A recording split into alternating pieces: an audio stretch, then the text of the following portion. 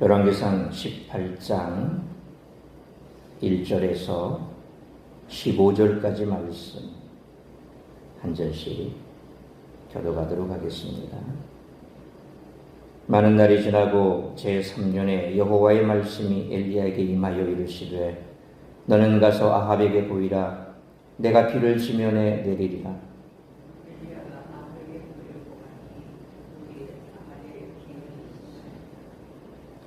아합이 왕궁 맡은 자 오바댜를 불렀으니 이 오바댜는 여호와를 지극히 경외하는 자라.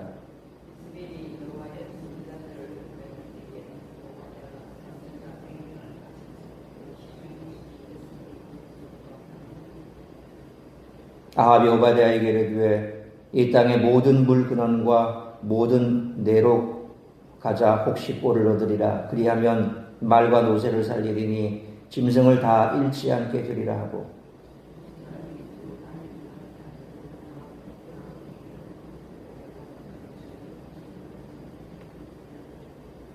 오바댜가 길에 있을 때에 엘리야가 그를 만난지라. 그가 알아보고 엎드려 말하되 내 주 엘리야여 당신이니이까.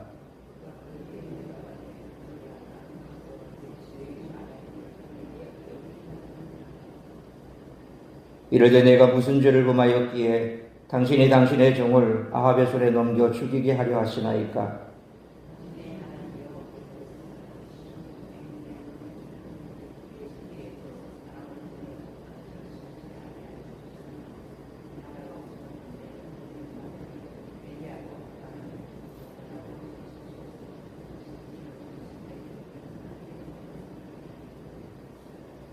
이제 당신의 말씀이 가서 내 주에게 말하기를 엘리야가 여기 있다 하라 하시나.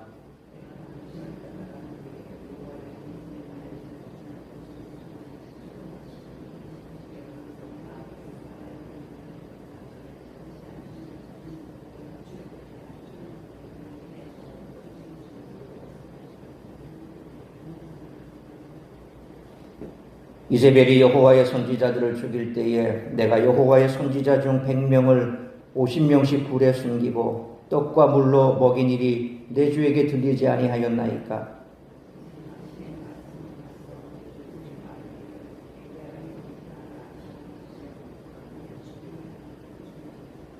(15절) 같이 읽습니다.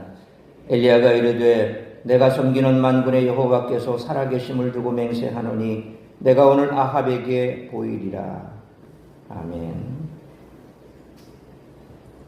오늘 본문은 세 명의 인물을 묘사함으로 성도들에게 스스로 반추할 기회를 줍니다. 본문에 등장하는 세 인물은 아합, 오바댜, 엘리야입니다. 첫째로 아합은 언약을 버리고 극심한 죄악을 행하는 자입니다. 그런데 아합이 여호와를 전혀 모르고 잘할 수 있었을까요? 그렇지 않습니다. 그에게는 여호와의 선지자가 있었습니다. 그리고 여호와를 대변하는 엘리야를 찾아 해를 가하려고 합니다. 왜 이런 행위를 하는 것일까요? 그는 자신이 무엇을 잘못했는지도 모릅니다. 안타깝게도 성도들 가운데도 이런 부류가 있습니다. 교회에 출석하고 하나님을 알지만 하나님을 섬기지 않는 사람입니다. 이들은 오히려 알게 모르게 신앙인들을 박해하기도 합니다. 둘째로 오바댜 같은 인물입니다. 오랫동안 신앙생활을 했으며 하나님께 충성하는 모습도 보입니다. 때로는 하나님을 위해 스스로 위험을 감수하기도 합니다. 그러나 결정적 상황에서는 주저함을 보이기도 합니다. 주저하는 것과 뱀과 같이 지혜롭게 행하는 것을 어떻게 구별할 수 있을까요? 본문이 주는 단서는 두려움입니다. 하나님께 순종하려 할 때 그것을 막는 두려움이 있는지 확인할 필요가 있습니다. 성도들 가운데서도 오랫동안 신앙생활에서나 결정적일 때 주저하는 이들이 있습니다. 이때 두려움이 그 원인인지 점검할 필요가 있습니다. 셋째로 엘리야 같은 인물입니다. 그렇다면 엘리야는 어떤 인물일까요? 철저하게 순종하는 인물입니다. 하나님이 가라고 하시는 곳으로 가며 거하라는 곳에 조용히 거합니다. 그리고 하나님이 떠나라고 하시면 떠나며 위험을 감수합니다. 이것이 어떻게 가능할까요? 말씀에 확신이 있기 때문입니다. 그는 말씀대로만 움직입니다. 성도들은 엘리야와 같이 말씀에 확신이 있을 때 두려움을 극복할 수 있습니다.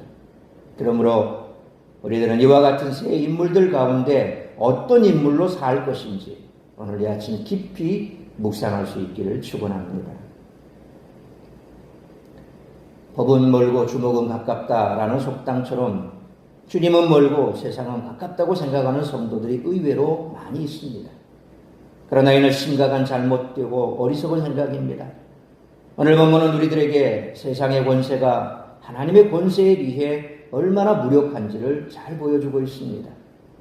따라서 이와 같은 오늘 본문의 말씀을 통해서 우리들이 깨달아야 할 것은 첫째로 1절로 6절 말씀처럼 성도는 세상을 두려워하기보다 하나님을 경외해야 한다는 것입니다. 1절 말씀처럼 3년의 가뭄에도 아합은 회개하지 않았습니다. 그러나 하나님은 비를 주시겠다고 말씀하십니다. 이는 2절 말씀처럼 심한 기근으로 인한 백성들의 고통 때문이기도 하겠지만 더 큰 이유는 바로 오바댜라고 보아야 합니다. 사실 아합과 엘리야의 대결 이야기에 오바댜는 등장할 필요가 없지만 열왕기저자는 3절로 4절 말씀처럼 오바댜를 굳이 소개하고 있습니다. 오바댜는 왕궁에서 아합을 섬기면서도 하나님을 경외하여 위름을 무릅쓰고 몰래 선지자 100명을 섬겼습니다. 100명의 식량을 3년간 한 사람이 조달한다는 것은 기적이나 다름이 없습니다. 그것도 기근 가운데 말이죠. 그에 비해 아합은 5절로 6절 말씀처럼 기근으로부터 자기 재산을 지키는 데에만 관심이 있었습니다. 선지자들의 목숨을 구하려 자기 재산을 사용한 오바댜와 자기 때문에 일어난 기근임에도 불구하고 자기 재산부터 지키려는 아합의 모습이 선명하게 대조됩니다. 열왕기저자는 이를 통해 아합이 이스라엘의 통치자로서 전혀 제 역할을 감당하지 못하고 있음을 보여주고 있습니다. 그러므로 하나님은 세상의 위협이 굴하지 않고 사명을 감당하는 자를 통해 자신의 역사를 이루어 가심으로 세상을 두려워하지 말고 하나님을 경외하고 하나님이 주신 사명을 잘 감당하는 우리 모두가 되시기를 축원합니다. 두 번째로 7절로 12절 상반절 말씀처럼 하나님 나라와 복음을 위한 일꾼을 하나님께서 보호하신다는 것입니다. 오바댜는 7절 말씀처럼 엘리야를 보고 그 앞에 엎드립니다. 그러자 엘리야는 오바댜에게 아합에게 자기 위치를 전하라고 합니다. 오바댜는 이것이 8절로 9절 말씀처럼 자신을 아합의 손에 죽이게 하려는 의도라고 생각을 합니다. 오바댜는 지금껏 아합이 엘리야를 찾지 못한 이유가 하나님이 엘리야를 보호하셨기 때문임을 알고 있었습니다. 그러니 10절로 12절 상반절 말씀처럼 만약 자기가 엘리야의 위치를 아합에게 알린다고 해도 하나님께서 엘리야를 숨길 것이고 결과적으로 자기는 거짓 보고를 한 혐의로 아합에게 죽게 되리라고 판단했습니다. 아마도 오바댜는 아합이 아직 회개하지 않았기에 엘리야가 그 앞에 다시 설 때가 아니라고 생각했던 모양입니다. 엘리야는 앞선 16장 31절이나 17장 9절 말씀처럼 아합의 아내 이세벨의 고향인 시돈 근방에 3년이나 머물러 있었음에도 아합은 그를 찾지 못했습니다. 한 나라의 왕이라 하더라도 하나님이 보호하시는 자를 결코 해할 수가 없다는 것이죠. 그러므로 하나님 나라와 복음을 위해 헌신하는 일꾼은 하나님께서 보호하심으로 세상의 권세를 두려워하지 말고 더욱 주의 일에 힘쓰는 우리 모두가 되시기를 축원합니다. 세 번째로 12절 하반절로 15절 말씀처럼 하나님은 우리 사정을 다 아시며 우리를 지켜주신다는 것입니다. 오바댜는 아합의 철권은 가벼운 반면 자기를 지켜주셔야 할 하나님은 멀다고 지금 느끼고 있습니다. 오바댜는 12절 하반절로 13절 말씀처럼 목숨을 걸고 선지자를 지켜주었음에도 14절 말씀처럼 아합에 대한 두려움을 극복하지 못했습니다. 그러나 역설적으로 오바댜의 입을 통해 실제로는 아합이 전혀 두려워할 필요가 없는 존재임이 드러나고 있습니다. 자기 신하 오바댜가 100명이나 되는 선지자를 숨겨주고 있었는데도 아합은 그 사실을 전혀 모르고 있었다니 그것도 3년간이나 모르고 있었다니 오히려 하나님께서 지금 오베다를 지키고 있음을 그는 망각하고 있었던 것이죠. 엘리야는 15절 말씀처럼 하나님의 이름으로 맹세하며 자기가 아합 앞에 나서겠다고 말하는데 이는 엘리야 역시 아합을 두려워하지 않고 있음을 잘 보여주고 있습니다. 우리도 전혀 두려워할 필요가 없는 대상 때문에 담대히 하나님의 일을 감당하지 못하는 경우가 종종 있지 않습니까? 환경 때문에 또 혹은 세상의 권세 때문에 내 처지 때문에 그래서 우리는 그것을 두려워하기도 합니다. 사실상 하나님의 일을 감당할 때는 전혀 두려워할 필요가 없지요. 오바댜가 3년 동안이나 하나님의 사람들을 100명씩이나 숨겨두고 있었음에도 아합은 전혀 모르고 있었던 것을 어쩌면 오바댜는 지금 이 순간 하나님께서 지금까지 그를 지켜주셨음에 대한 아무런 느낌도 개념도 없고 그래서 벌벌벌 떨면서 아마 그랬을 것입니다.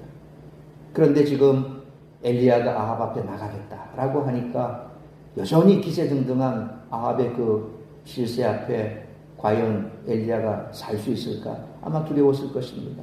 앞서 말씀드린 것은 바로 두려움입니다. 하나님의 일을 함에 있어서 두려움은 사실 없을 수가 없습니다. 세상의 권세 앞에 어떻게 우리가 두려워하지 않을 수 있습니까? 그런데 믿음의 확신이 있다면, 하나님에 대한 확신이 있다면 두려움이 없다는 겁니다. 세상이 커 보이고 세상의 권세가 정말 내 생명이라도 앗아갈 것 같은 그런 환경 속에 있다 할지라도 믿음의 확신만 있다면 두려워하지 않는다는 거죠. 우리도 이처럼 전혀 두려워할 필요가 없는 대상 때문에 하나님의 일을 하지 못하는 경우가 없는가 오늘 이 아침 다시 한번 돌아보시길 바랍니다. 그러므로 우리 사정을 다 아시며 우리를 지켜주시는 하나님을 신뢰함으로 담대하게 주의를 감당하는 우리 모두가 되시기를 축원합니다. 사랑하는 성도 여러분, 하나님은 우리가 느끼는 것보다 훨씬 더 가까이 계시고 지금도 우리를 보호하고 계십니다. 우리가 하나님의 사람으로 인정받기만 한다면 세상의 어떠한 권세도 우리를 두려움에 빠뜨릴 수가 없습니다. 세상의 위협 앞에서 우리는 담대하고 의연하게 대처할 수 있습니다. 우리의 뒤에 만군의 여호와께서 계신다는 사실을 믿기 때문에 그렇습니다. 그러므로 하나님은 세상의 위협에 굴하지 않고 사명을 감당한 자를 통해 자신의 역사를 이루어 갔습니다. 우리의 사정을 다하시며 우리를 지켜주시는 하나님을 신뢰함으로 세상의 권세나 처한 상황과 환경을 두려워하지 말고 담대히 주의를 감당하는 우리 모두가 되시기를 주님의 이름으로 축원합니다. 기도하겠습니다. 거룩하신 아버지 하나님, 은혜와 사랑을 감사합니다. 오늘도 이 새벽을 깨워 말씀으로 예배로 하루를 시작하게 하시니 감사합니다. 오늘 우리에게 주신 말씀 우리가 가슴에 새기며 지금 나의 모습은 어떠한 모습이며 또한 어떤 모습으로 바뀌어야 할지에 대하여 깊이 묵상할 수 있기를 원합니다.